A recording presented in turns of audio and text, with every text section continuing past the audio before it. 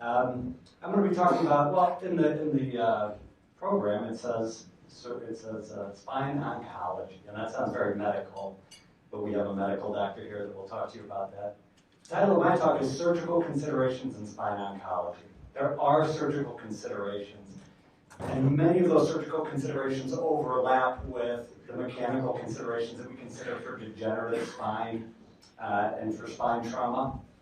But we do have to know, unfortunately, a little bit of medicine when we're treating spine tumors. We have to approach it differently. And so the goal of this talk is not to talk so much about what sort of instrumentation we would use, how we'll balance the spine, those sorts of surgical techniques. We're going to talk about the algorithms that we use to treat the right patient in the right way, depending on the type of tumor they have. And so you'll see as we go forward, we'll talk about the anatomic considerations and that sort of thing, how the surgery responds to those considerations. But we have to respond surgically by understanding some of the medical features, so we'll talk about those. I'll go quickly through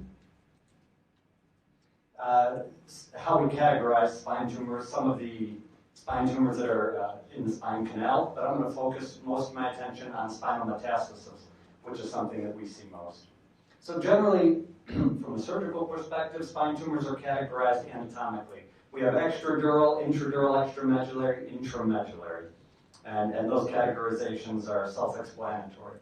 Most of what we see is extradural, and most of that is metastasis. And that's why I say we'll talk about that mostly. Under the extradural category, there are intraosseous tumors, and it's important to make the distinction between a purely intraosseous extradural tumor and one that has epidural extension. That's an important distinction when we try to treat these surgically. And so this is just a graphic representation and some MRIs that we've had of some of the examples of the categories. And so here we have a purely intramedullary tumor, here extramedullary but still intradural, and then here extradural tumor. So of the intramedullary tumors, astrocytomas and ependymomas, where we are what we see most. There is what's called a myxopapillary subset of ependymoma. That's in Greenberg. It kind of is listed both ways. It can be considered intramedullary, but most often that's extramedullary intradural. And we'll talk about the myxopapillary subset. Astrocytomas, ependymomas, hemangioblastomas. Here, you may see dermoids that form after myeloma meningocele closures. These things can all occur. The surgical considerations for intramedullary tumors also are anatomic. If the tumor comes to the surface, you can resect around the tumor. You can do intramedullary tumor dissections. These are possible, obviously. If it comes to the surface, that's the most straightforward. If it has a plane, that's straightforward. There are certain techniques that we use to make a plane. We like to minimize the use of cautery, use hemostatic agents instead. If it's a very infiltrative tumor, biopsy may be ideal rather than trying to do something completely, to try to get a complete excision. There are methods of myelotomy. Midline myelotomy is typical, again, depending on the tumor location. Some of the miscellaneous tumors I've mentioned already. You know, when you're resecting an intramedullary tumor, sometimes it is best to maybe even core it out a little bit, bring the edges in, take it out without expanding the spinal cord as you're operating. For a hemangioblastoma, this is not advised. Hemangioblastoma can bleed considerably, and so again, understanding or having a good differential, a good idea of what type of tumor you're treating will affect how you approach the surgery. And so if you think that maybe a hemangioblastoma, if the patient has a von Hippel-Lindau, it may be a hemangioblastoma. The MRI features are consistent with it. It's best to try to make a plane around these and excise them, and they can be excised completely. Extramedullary intradural tumors, there are some other considerations. These are typically benign tumors, and so if we do get a CAT scan, we'll often see that it's eroding the bone, they're slow growing. But because they have these extensions, because they have these involvement of the bone, sometimes you have to prepare also for a fusion. Intramedullary tumors through a standard laminectomy without facetectomies are very accessible. Accessing the spinal cord, even when it's expanded by a tumor, can be done through a laminectomy in most cases, unless the patient has incompetent facets or some other issue. For these extramedullary intradural tumors, we have to think about having some instrumentation available for those, depending on how involved the surrounding structures are. And again, typically they're benign.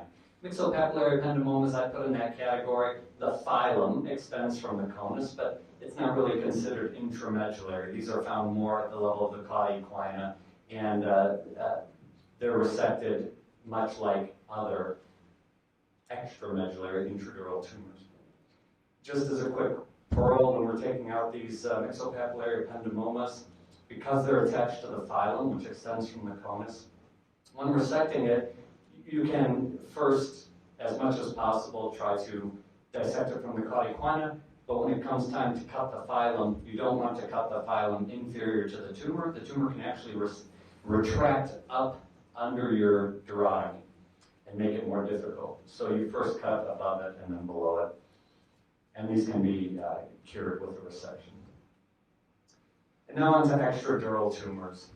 Again, the majority of spine tumors that we see are not intramedullary or intradural extramedullary. They're these extradural tumors.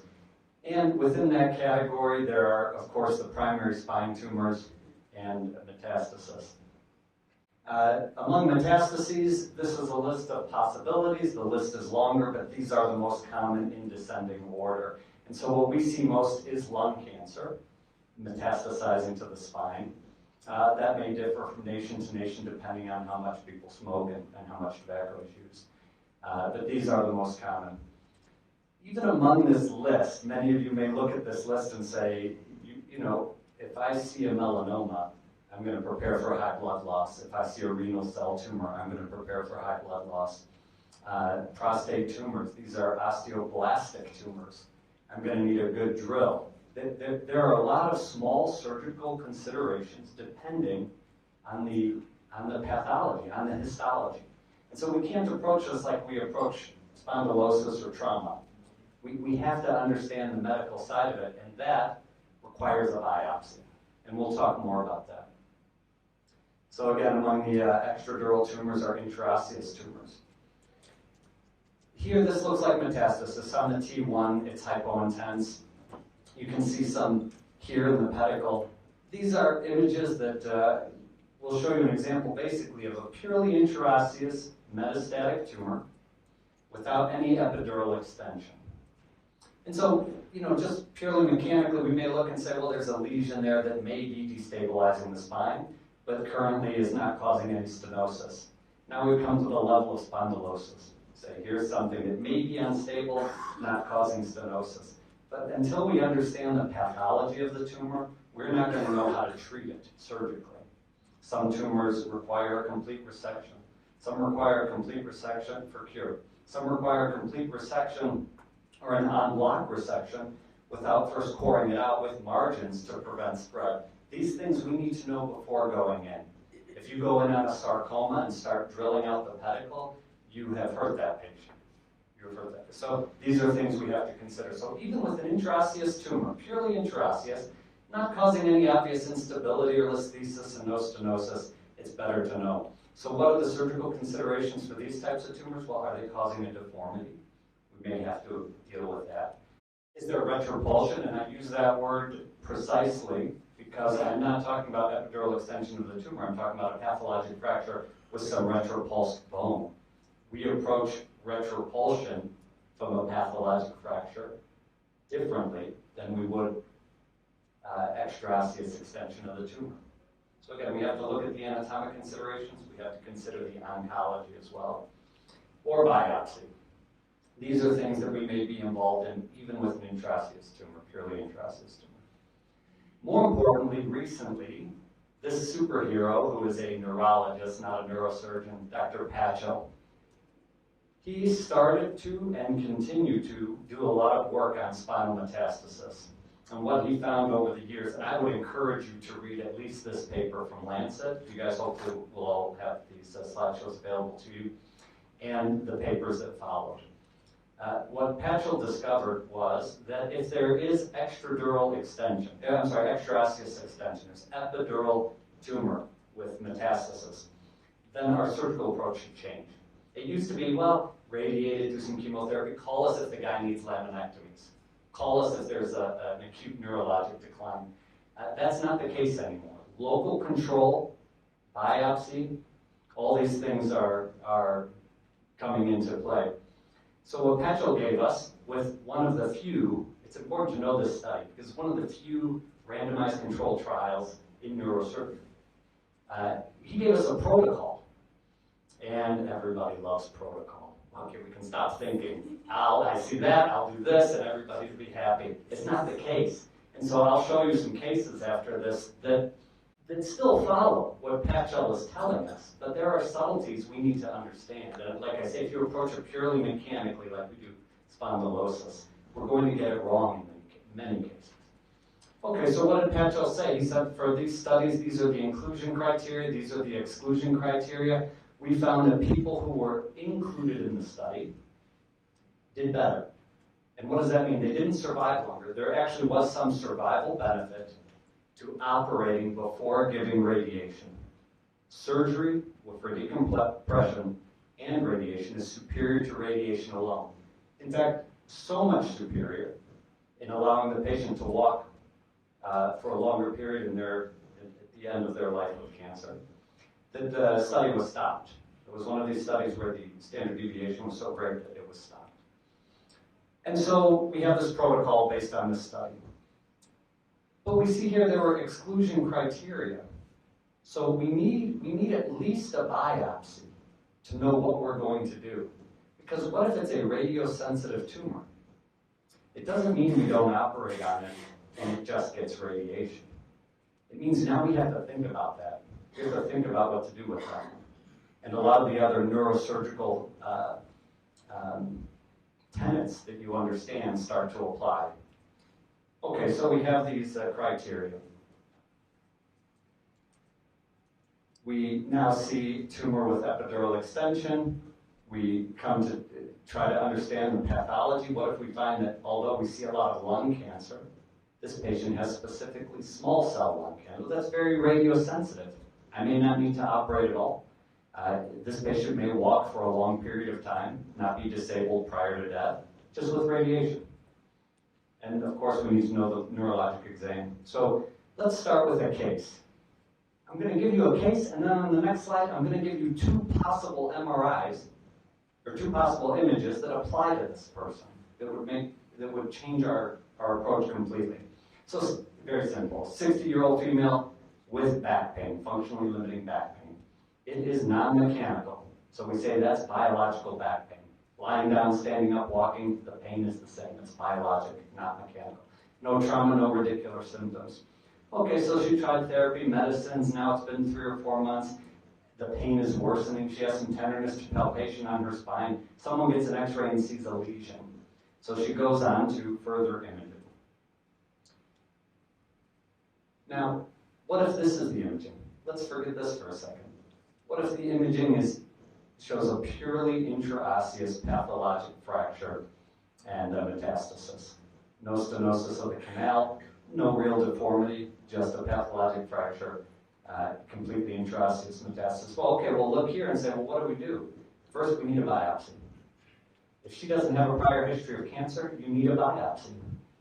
If we find that this is a lymphoma, well, this can be radiated and treated very straightforwardly. We find it's a multiple myeloma, again, it can be treated very straightforwardly with radiated small cell lung cancer. And then there are moderately radiosensitive tumors, prostate, breast, renal cell. Then there are the ones that are more resistant to radiation, non-small cell lung cancer, that sort of thing. So in this case, right now, based on deformity, stenosis, I'm not planning any surgery. Based on the pathology, I may or may not plan surgery, depending on if there ends up being epidural extension in the future. But if there is epidural extension, 2 months later, a little epidural extension, and she has a radiculopathy. If I know that it's lymphoma, I might call the oncologist and say, hey, let's get this radiated right away because lymphoma will melt away and the radiculopathy will get better. If I know from the biopsy that it's non-small cell lung cancer, well, then we may have to follow that. There may be things we need to do to help that person remain ambulatory. Okay, so you take the same patient, and instead we have this imaging. It's intraosseous and has epidural extension. It's got spinal cord compression. All these things are being met. Do we need a biopsy? I mean, we have stenosis. We have significant stenosis, displacement of the cord. She only has back pain. There's no deformity. Do we need to do surgery? If it's lymphoma, if it's small cell lung cancer, if it's myeloma, we may not. She should get into radiation quickly. At Ohio State, where I trained, believe it or not, the radiation oncologist would come in at night and start radiating people if they had these types of lesions. Because the alternative, especially in myeloma, is a long construct and a difficult process after that. So again, biopsy. It's important to know the histology. Okay, now we have another case. We say radiosensitive tumor is radiated. You saw that. If that's radiosensitive, let's just radiate it, especially if she has a few symptoms. Here's another one, though. Just back pain, biologic back pain, not mechanical. She got in a little car accident, some small back pain, but it's getting worse now. It got so bad, it's rapidly progressing that she comes to the emergency room. We get a CAT scan and an MRI, and while she was in the MRI that night, this is a case we had. She goes from 5 out of 5 to 1 out of 5. She loses her legs. So what we have from the emergency room are some x-rays. We see there's something happening here. Maybe she was in a car accident. Maybe she had a burst fracture that's now unstable. There's this on the CAT scan, certainly a lot of erosion of the bone. There's deformity. And then while she's in the MRI, this is what we see. So what do we do with that? Well, am I going to get a biopsy and see if it's myeloma and call the oncologist and say, let's get her on for radiation next week? No, she just lost her legs. So a lot of the protocols that Dr. Patchell talks about in his papers are worthwhile. And he doesn't exclude the possibility of taking someone emergently with a radiosensitive tumor. You still have to be a neurosurgeon. You still have to prioritize, obviously, disability. And so in this case, we took her directly to the operating room. Right from the MRI, we take her to the operating room for decompression.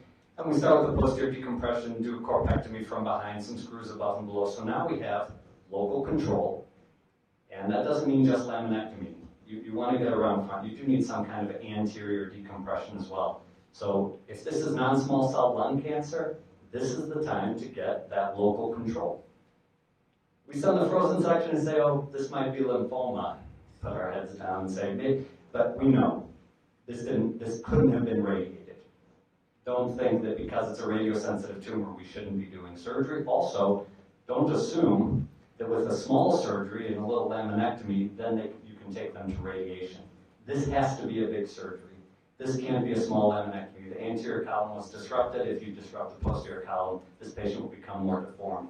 And so here now, we are putting screws in and decompressing with 2 procedures because we went anteriorly to a lymphoma, which generally you hope not to operate on. Everything improves to some extent postoperatively, and we find that actually the final report is multiple myeloma. Still, radiosensitive tumor, not one that needs surgery, according to Dr. Patchell, because it's radiosensitive, but that's only if they're not actively neurologically declining. But I will say, if it's radiosensitive to that extent, lymphoma or multiple myeloma, and they have one neurologic symptom, pain, even a little weakness, it is reasonable to try to start radiation very quickly and save that person from a large surgery. So if we see something, we think it may be myeloma, and we have time to think about it, even in this case, we had a case like this. There's epidural extension, pathologic fracture, not too much deformity. This makes me nervous. This doesn't look great. There's a lot of stenosis of the cord, but the patient just has some back pain. And so what do we do in this case? You don't have to rush them to surgery. You can, especially if you think it may be myeloma. There is a medical workup for myeloma. You may have time for a small biopsy if needed. So there are things that we can be involved in. But in these cases, you still have time for a biopsy. Yeah, I will add, especially for myeloma, one other surgical option for pain is vertebroplasty when there is no stenosis and deformity. And I do want to mention that as one other surgical option. They, of course, look in 3 months, form some significant compression fractures. And I bring this up because in this case we did vertebroplasties, but you can see there are still pathologic fractures above. But it is recommended to do, say, only 3 vertebroplasties in a row. Beyond that, you can actually get methacrylate into the venous system and cause an embolism. And so 3 in a row, see how they do, and then if they're still having pain as she did, we added the other 2 levels, and that pain improved. And so throughout all this, like I say, the goal is not to teach you everything about spine tumors, but to tell you that when you are approaching a spine tumor, even if it's not intramedullary or intradural, if it's intraosseous, and you feel like, well, this is something that I deal with all the time with trauma and spondylosis, that's not the case. It's better to, if you have the opportunity, neurologically and radiographically, if you have the opportunity to get a biopsy, then when things do go south, you know what your approach can be. Any questions?